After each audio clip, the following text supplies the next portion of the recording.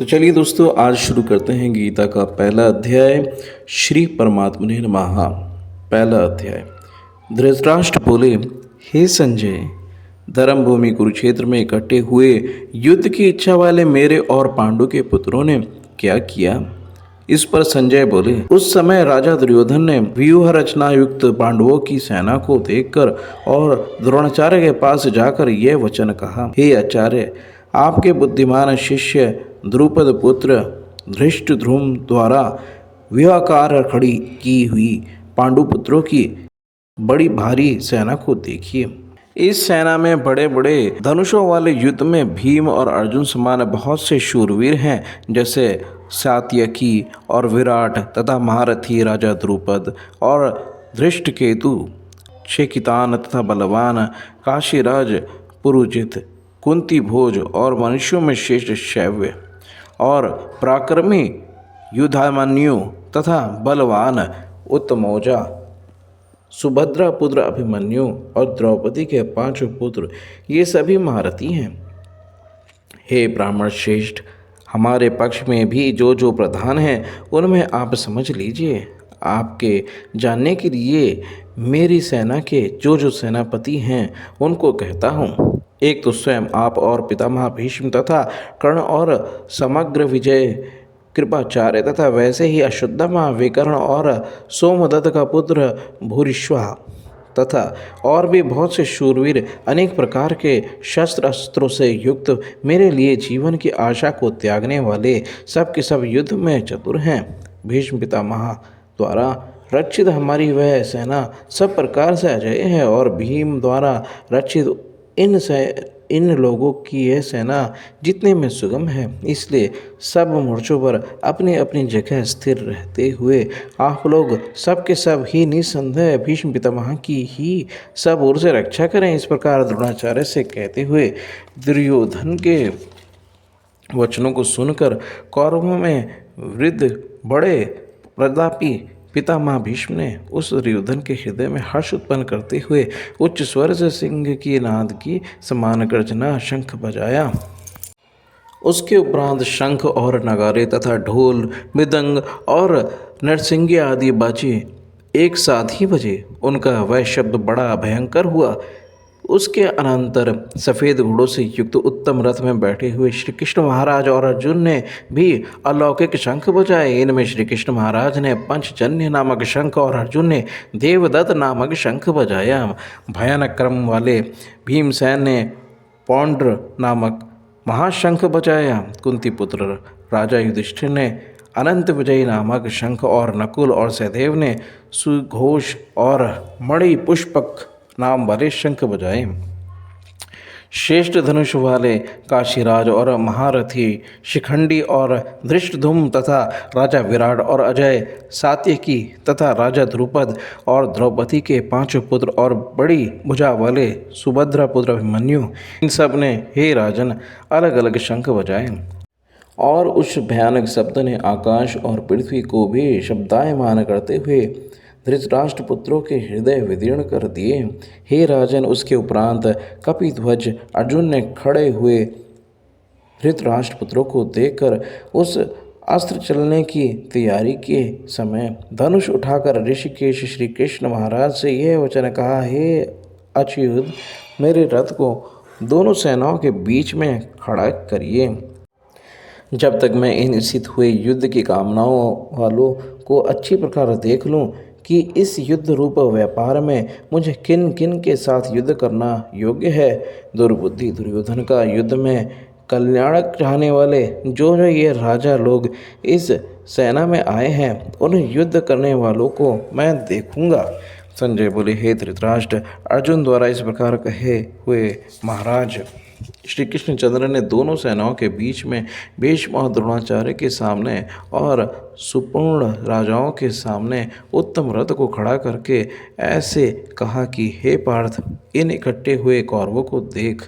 इसके उपरांत अर्जुन ने उन दोनों ही सेनाओं में स्थित हुए पिता की भाइयों को, पितामहों को, आचार्यों को, मामाओं को, भाइयों को, पुत्रों को, पौत्रों को तथा मित्रों को, ससुरों को और सुहृदों को भी देखा। इस प्रकार उन खड़े हुए संपूर्ण बंधुओं को देखकर वह अत्यंत करुणा से युक्त हुए। कुंती पुत्र अर्जुन शोक करते हुए यह बोले, हे कृष्ण, इस युद्ध की इच्छा वाले खड़े हुए स्वजन समुदाय को देखकर मेरे अंग शिथिल हुए जाते हैं और मुख भी सूखा जाता है और शरीर में कंप और रोमांच होता है तथा हाथ से गांडीव धनुष गिरता है और त्वचा भी बहुत जलती है तथा मेरा मन भ्रमित सा हो रहा है। इसलिए मैं खड़ा रहने को भी समर्थ नहीं हूँ। हे केशव, लक्षणों को भी विपरीत ही देखता हूँ तथा युद्ध में अपने कुल को मारकर कल्याण भी नहीं देखता। हे कृष्ण, मैं विजय नहीं चाहता और राज्य और सुखों को भी नहीं चाहता। हे गोविंद, हमें राज्य से क्या प्रयोजन है अथवा भोगों से और जीवन से भी क्या प्रयोजन है, क्योंकि हमें जिनके लिए राज्य, भोग और सुख आदि इच्छा है वह ही सब धन और जीवन की आशा को त्याग कर युद्ध में खड़े हैं, जो कि गुरुजन, ताऊ, चाचे, लड़के और वैसे ही दादा, मामा, ससुर, पोते, साले तथा और भी संबंधी लोग हैं। इसलिए हे मधुसूदन, मुझे मारने पर भी अथवा 3 लोक के राज्य के लिए भी मैं इन सबको मारना नहीं चाहता। फिर पृथ्वी के लिए तो कहना ही क्या। हे जनार्दन, धृतराष्ट्र के पुत्रों को मारकर भी हमें क्या प्रसन्नता होगी। इन आततियों को मारकर तो हमें पाप ही लगेगा। इससे हे माधव, अपने बांधव धृतराष्ट्र के पुत्रों को मारने के लिए हम योग्य नहीं हैं, क्योंकि अपने कुटुंब को मारकर हम कैसे सुखी होंगे। यद्यपि लोभ से भ्रमचित हुए यह लोग कुल के नाशकृत दोष को और मित्रों के साथ विरोध करने में पाप को नहीं देखते हैं, परंतु हे जनार्दन, कुल के नाश करने से होते हुए दोष को जानने वाले हम लोगों को इस पाप से हटने के लिए क्यों नहीं विचार करना चाहिए, क्योंकि कुल के नाश होने से सनातन कुल धर्म नष्ट हो जाते हैं। धर्म के नाश होने से संपूर्ण कुल को पाप भी बहुत लंबा देता है तथा हे कृष्ण, पाप के अधिक बढ़ जाने से कुल की स्त्रियां दूषित हो जाती हैं और हे वार्ष्णेय, स्त्रियों के दूषित होने पर वर्ण संस्कार उत्पन्न होता है और वह वर्ण संस्कार कुल घातियों को और कुल को नरक में ले जाने के लिए ही होता है। लोप हुई पिंड और जल की क्रिया वाले इनके पितृलोक भी गिर जाते हैं और इन वर्ण संस्कार कारक दोषों से कुल घातियों के सनातन कुल धर्म और जाति धर्म नष्ट हो जाते हैं तथा हे जनार्दन, नष्ट हुए कुल धर्म वाले मनुष्यों का अनंत काल तक नरक में वास होता है, ऐसा हमने सुना है। आहु शोक है कि हम लोग बुद्धिमान होकर भी महान पाप करने को तैयार हुए हैं, जो कि राज्य और सुख के लोभ से अपने कुल को मारने के लिए उद्यत हुए हैं। यदि मुझ शस्त्र रहित ना समान करने वाले को शस्त्रधारी धृतराष्ट्र के पुत्र रण में मारे तो वह मरना भी मेरे लिए अति कल्याणकारक होगा। संजय बोले, रणभूमि में शोक से उद्विग्न मन वाले अर्जुन इस प्रकार कहकर बाण सहित धनुष को त्याग कर रथ के पिछले भाग में बैठ गए। इति श्रीमद्भगवद्गीता रूपी उपनिषद एवं ब्रह्म विद्या तथा योग शास्त्र विषयक श्री कृष्ण और अर्जुन के संवाद में अर्जुन विषाद योग नामक पहला अध्याय पूर्ण। तो भगवद गीता के पहले अध्याय का महत्व, उसका जो फल है वो मैंने आपको पहले ही एक पिछले वीडियो में बता दिया था, फिर भी संक्षिप्त से बता देता हूँ। तो सुशर्मा नामक एक बहुत ही पापी ब्राह्मण था, जो कि ब्राह्मणों के कर्म को छोड़कर सिर्फ मदिरापान और सारे पापी कर्म किया करता था। क्रूर कर्म करने के कारण एक दिन देववश उसकी मृत्यु सांप के काटने से हो गई, जिसके बाद वो नरकों में बहुत सी यातनाएं भोगने के बाद धरती पर दोबारा एक बैल के रूप में जन्म लेता है। बैल के रूप में भी जन्म लेकर बहुत से कष्ट भोगता है। कष्ट भोगने के बाद एक दिन एक पिंगु अपने जीवन यापन के लिए उस बैल को खरीद लेता है और 7-8 साल तक उसको ढोने का काम में लगाता है। एक दिन पेंगू उसको एक ऊंचे पहाड़ पर बहुत तेजी से दौड़ा देता है, जिससे बैल की स्थिति खराब हो जाती है और पृथ्वी पर वह गिर पड़ता है। उसकी स्थिति ऐसी होती है कि वह मृत्यु के बिल्कुल करीब आ जाता है। वहाँ से आने जाने वाले लोग उस पर तरस खाकर अपने अपने जीवन के कुछ पुण्य कर्मों का ध्यान करके कुछ पुण्य उसको दान कर देते हैं। यही देखकर एक वैश्या भी बाकी लोगों को देखते देखते वो भी अपने कुछ पुण्य को उस बैल के लिए दान करती है। जब वह बैल मर जाता है तो यमराज के दूत आकर उसको यमलोक ले जाते हैं, मगर यमराज उसको दिए गए पुण्य के प्रताप को जानकर उसको एक ऊंचे कुल के ब्राह्मण के घर में जन्म दे देते हैं। दिव्य कृपा से उसको अपने पिछले जन्म के सभी कर्मों का ज्ञान होता है। जब वह बड़ा होता है तो उस वैश्या के घर जाता है और उसको अपने पिछले जन्म के सभी कर्मों के बारे में बताता है और वैश्य से पूछता है कि आपने ऐसा कौन सा पुण्य मुझे दान किया था जिसके कारण मेरा उद्धार हुआ और मैं उस पाप योनि से छूटकर पशु योनि से छूटकर एक उच्च कुल के ब्राह्मण कुल में मेरा जन्म हुआ।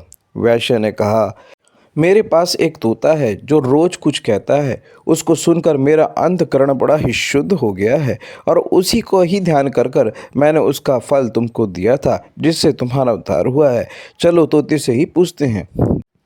तोता उनकी बातों को सुनकर उनको बताता है कि वह पूर्व जन्म में एक ब्राह्मण था जो कि बहुत ही उच्च कोटि का ज्ञानी था, मगर उसको अपनी बुद्धि का बहुत अहंकार था जिससे उसने अपने गुरुओं का भी अपमान किया।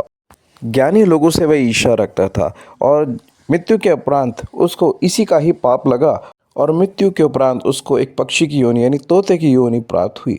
अभागा होने के कारण छोटी उम्र में ही उसका अपने माता पिता से वियोग हो गया और एक दिन वह रास्ते में गिरा पड़ा था। तभी कुछ ऋषि महात्माओं ने आकर उसको उठा लिया और उसका इलाज किया और उसको आश्रम में एक पिंजरे में उसकी सुरक्षा के लिए रख दिया, जहाँ पर आश्रम में उपस्थित ऋषि और महात्माओं के बच्चे रोज गीता के पहले अध्याय का पाठ किया करते थे। उसी को सुनकर तोते ने भी उसको सीखना शुरू कर दिया और उससे उसका अंतकरण शुद्ध हो गया।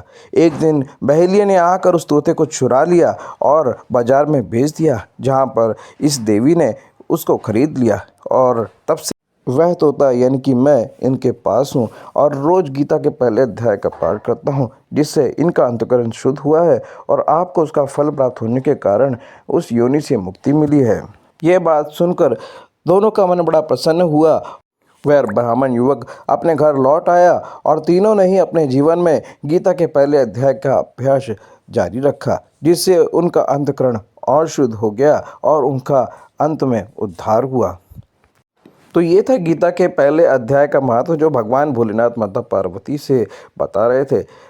तो अभी के लिए इतना ही दोस्तों। अब गीता के दूसरे अध्याय का महत्व मैं आपको दूसरे वीडियो में बताऊंगा, तो चैनल को ज़रूर सब्सक्राइब करें। अगर आप चैनल पर नए हैं तो वीडियो पसंद आई हो तो लाइक ज़रूर करें। इससे हमें और प्रोत्साहन मिलता है कि हम और दृढ़ निश्चयता के साथ आपके लिए ऐसे धार्मिक वीडियो बना सकें। अभी के लिए इतना ही दोस्तों, अगले वीडियो में फिर मिलेंगे। हर हर महादेव, जय श्री कृष्ण।